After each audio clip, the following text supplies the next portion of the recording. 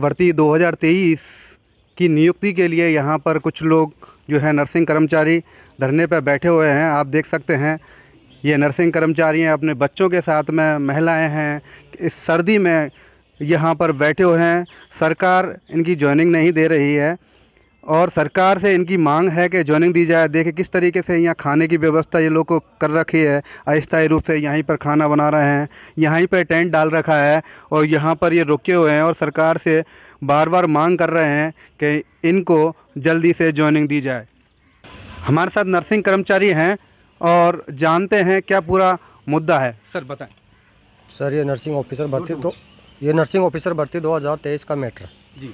इसमें 8,750 पदों पर नर्सिंग ऑफिसर की भर्ती की विज्ञप्ति जारी हुई थी जी। इसके बाद गवर्नमेंट ने इनके डॉक्यूमेंट्स वेरिफिकेशन के लिए 1.5 गुना में इनको चयनित कर लिया था। 1.5 गुना में चयनित करने के बाद में एक प्रोविजनल सूची विभाग ने जारी की, उसमें इनको चयनित कर लिया गया था।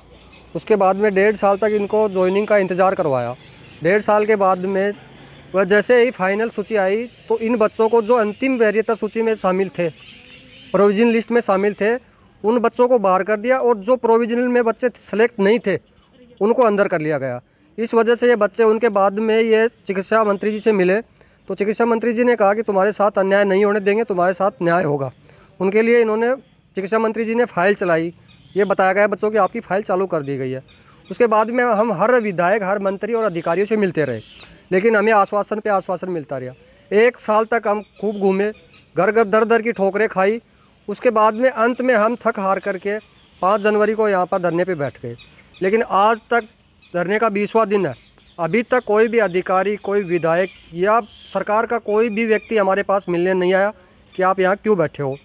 रही बात, इतनी दूर दूर से बच्चे, कोई डूंगरपुर, बांसवाड़ा, प्रतापगढ़, हर डिस्ट्रिक्ट से बच्चे आए हुए हैं, लेकिन सरकार ने अभी तक इनकी नहीं सुनी। हमारी तो सरकार से यही मांग है कि जल्दी से जल्दी इनको संज्ञान में लेते हुए इनको नियुक्ति दी जाए।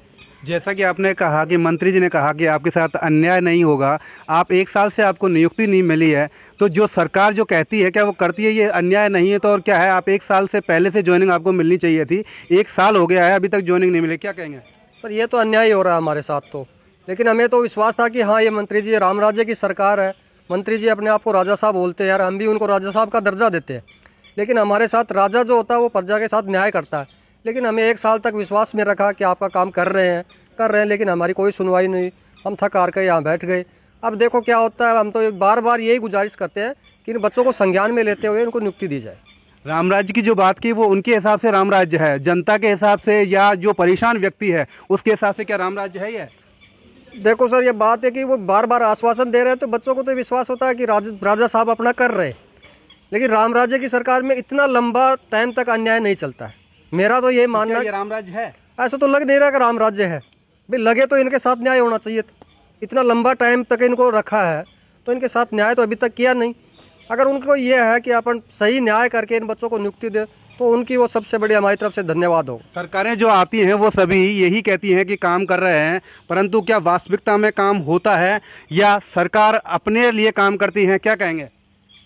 जी सर, हम तो ये चाहते हैं कि हमारे को नियुक्ति प्रदान करे सरकार। हमारे साथ में महिला कैंडिडेट भी यहाँ पे बैठे हुए हैं। ये छोटा बच्चा है, क्या नाम है आपका? बताओ आपका नाम क्या है? कनिष्का। आप यहाँ पे क्यों आए हो?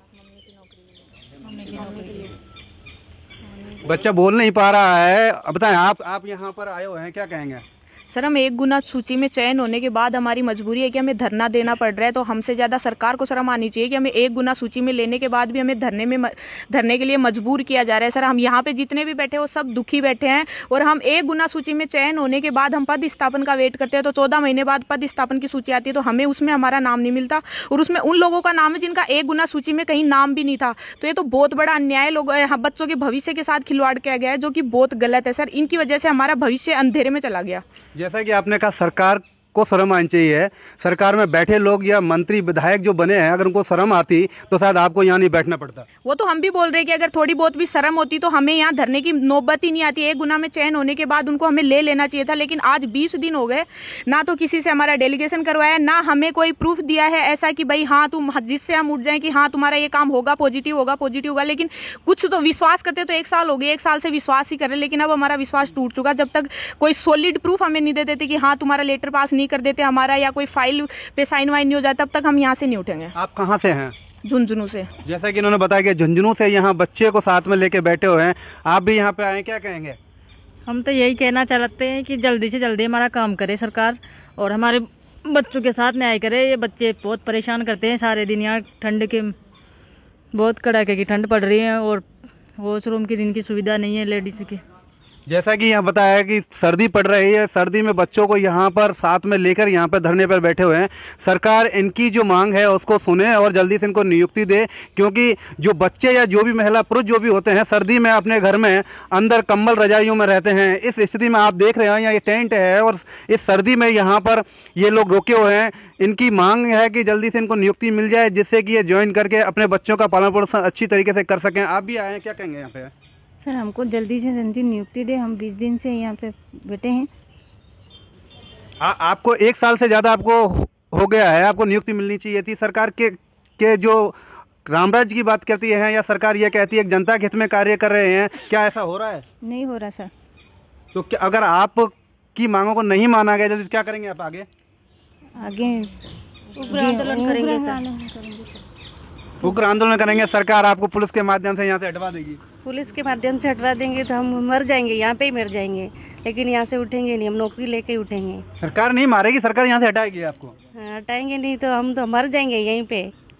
हमको नौकरी चाहिए, सरकार से यही उम्मीद है। हमको कुछ नहीं करना, ज़्यादा मतलब कुछ उग्र भी नहीं कर रहे, कुछ भी नहीं, शांति से हमको नौकरी दे दे तो हम यही चाहते हैं कि हमको नौकरी दे। आप कहाँ से आए हुए हैं? बांसवाड़ा से आए हैं। ये बांसवाड़ा से यहाँ पर आए हैं, आप देखिए कितनी दूरी से यहाँ पर आए हुए हैं और यहाँ पर धरना दे रहे हैं।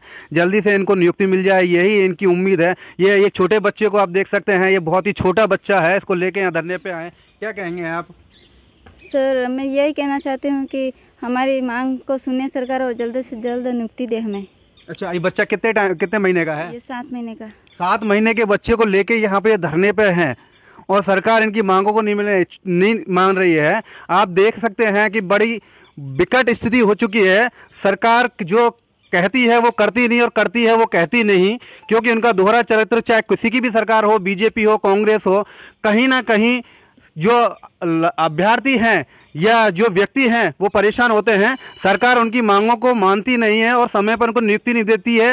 पहली बात तो बहुत कम भर्तियां होती हैं, भर्तियां होने के बाद में भी उनको नियुक्ति नहीं मिलना, ये अभ्यर्थियों के साथ में, लाभार्थियों के साथ में बहुत ही अन्याय है। सरकार से हम मांग करेंगे कि जल्दी से जल्दी इनको नियुक्ति दे और नियुक्ति दे के इनको राहत प्रदान करे, जिससे कि ये जल्दी से ज्वाइन करके अपने बच्चों का पालन पोषण करते हैं। धन्यवाद।